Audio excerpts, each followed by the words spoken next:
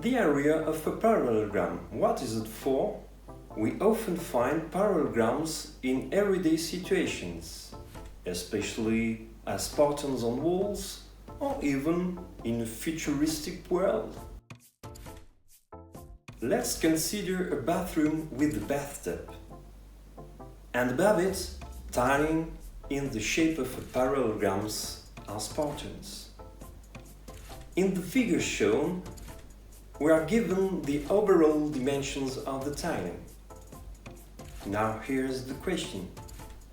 What is the area of the entire tile? In order to solve the problem, we first consider a parallelogram pattern from this tiling as shown here. Let's start with the parallelogram. We'll try to find a rectangle that has the same area. To do that, we'll take one base as B and the corresponding height as H. By cutting along the height, a triangle can be shifted as shown here.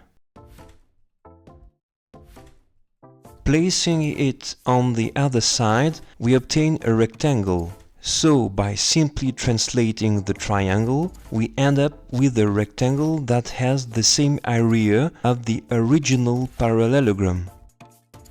We remember that the area of a rectangle is calculated by multiplying the length by the width, in this case, the base by the height of the parallelogram. Here is the formula for the area of a parallelogram. Base multiplied by height, that is B times H. Let's go back to the parallelogram pattern. Here we have the base as B and the height as H. So, the total area of the tiling is given by the sum of the areas of all the identical patterns.